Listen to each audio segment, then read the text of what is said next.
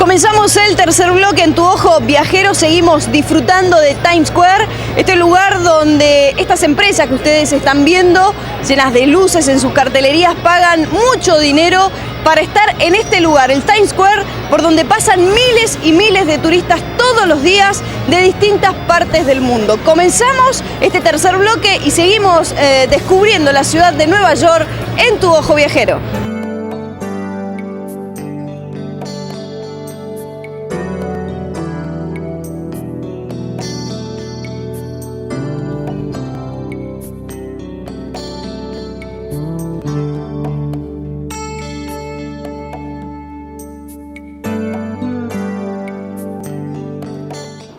Viajeros, seguimos recorriendo Nueva York, estamos más precisamente en Manhattan y en la zona cero. Lo que ustedes están viendo detrás de mí es la construcción del nuevo edificio de la World Trade Center.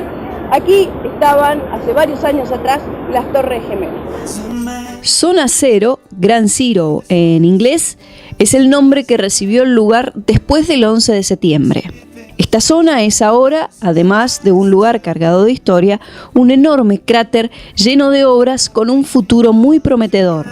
El World Trade Center era un complejo comercial de 16 acres, construido entre 1966 y 1987.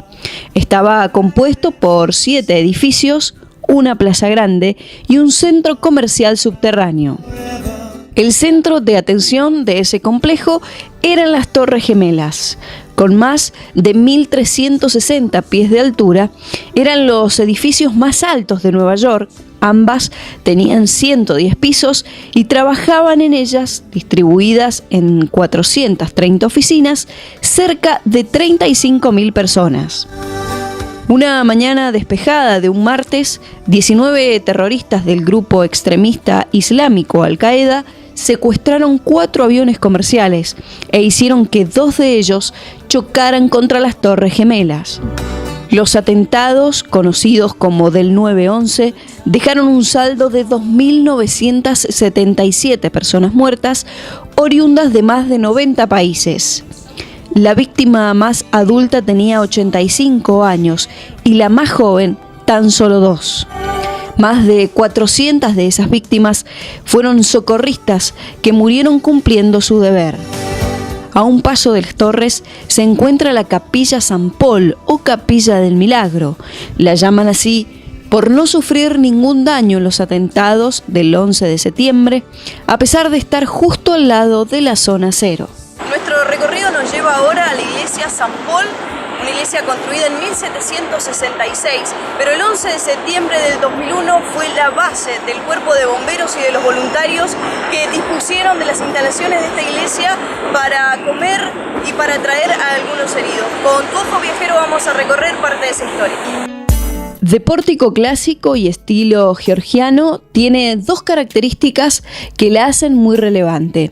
La primera de ellas es que es el edificio público en uso continuo más antiguo de la ciudad. Tanto así que el mismísimo George Washington dio en su púlpito un discurso como primer presidente de Estados Unidos. También es la única iglesia de la época colonial aún en pie en la ciudad de Manhattan. Cuando visiten el cementerio junto a la capilla, notarán cómo el siglo XVIII se quedó aquí detenido. Mientras los grandes rascacielos crecían, los restos de los héroes de la guerra civil seguían reposando igual que siempre. La segunda razón de la fama de esta pequeña capilla es que, aún estando frente al World Trade Center, luego del atentado del 9/11, permaneció en pie e intacta, por lo que es considerada un símbolo de la vida sobre la barbarie. En vista de su cercanía con la tragedia y sus buenas condiciones, fue utilizada como refugio para los bomberos y voluntarios que durante 8 meses trabajaron en el sitio de las Torres Gemelas, buscando víctimas y ayudando a despejar los restos. Cuando se acerquen a la capilla, notarán que el que haya permanecido en pie es realmente de milagro. Está muy cerca del World Trade Center y, a diferencia de otras construcciones más robustas y modernas, no se le rompió ni un solo vidrio, solo cenizas y escombros que al retirarlos no revelarían daño alguno. Para muchas personas esto fue considerado claramente como un verdadero milagro. Por este simbólico hecho, la capilla de San Paul pasó a ser un memorial para recordar a los caídos, a los bomberos, a rescatistas y voluntarios del 9/11. Aunque siempre llena de turistas, el silencio en su interior es sobreacogedor. Es que luego de ver fotografías con los rostros de muchos de los difuntos y además observar muestras de respeto provenientes de todas partes del mundo, lo único que fluye es el recogimiento. Al menos para nosotros, entrar a San Paul fue una de las experiencias que más perspectiva humana nos dio de este absurdo que se llevó a más de 3.000 almas.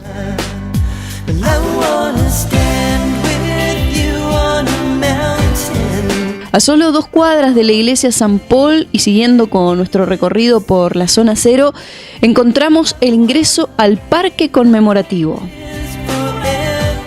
Continuando nuestro recorrido por la zona cero, lo que ustedes están viendo detrás de mí es el World Trade Center nuevo, pero la réplica y la nueva construcción no va a abarcar 2 nuevas torres gemelas, sino un solo edificio que es el que estamos viendo, y la segunda vamos a ver un pozo muy especial. Para eso hay que entrar al memorial. Yo ya tengo mi ticket, es un ticket que es totalmente gratuito. Sí piden una colaboración para continuar con las obras. Del total de las obras del nuevo World Trade Center, solo se ha inaugurado, en el 10º aniversario de los atentados, el parque conmemorativo del 9/11. Consta de 2 piscinas ubicadas en el espacio de las Torres Gemelas originales, cascadas de 30 pies, las más grandes de Norteamérica, que caen en las piscinas y cada una luego desciende hacia un vacío central. Los casi 3.000 nombres de las víctimas de los atentados de 1993 y el 9/11 están inscriptos en bronce alrededor de los perímetros de las 2 piscinas, sobre un material que mantiene los 365 días del año la temperatura del cuerpo humano, por lo que cuando el familiar se acerca a su fallecido, haga frío o haga mucho calor, lo siente presente como si estuviese vivo. La distribución de los nombres se basa en capas de adyaciencias significativas que reflejan los lugares en donde se encontraban las víctimas el 9/11 y las relaciones que compartían con otras personas que fallecieron también ese día. De esta manera, se respetan los pedidos de los familiares de las víctimas que solicitaron que ciertos nombres estén cerca de otros.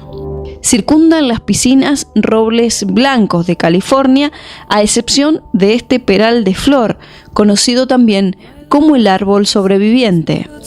Este árbol se plantó en la plaza del World Trade Center original en la década de los 70 y permaneció allí en el extremo oeste, cerca de Church Street.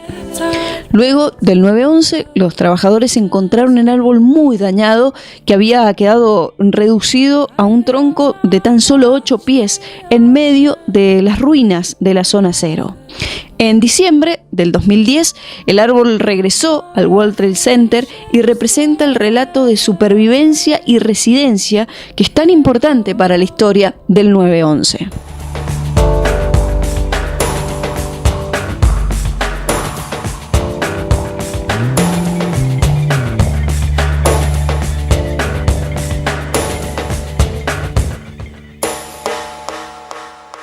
Con estas imágenes llegamos al final de un nuevo programa, un nuevo recorrido y un nuevo destino. En este caso fue la ciudad de Nueva York, aquí en los Estados Unidos. Muchas gracias por habernos acompañado. Por supuesto, te invitamos a que lo vuelvas a hacer la próxima semana, cuando tu ojo viajero visite una nueva ciudad del mundo.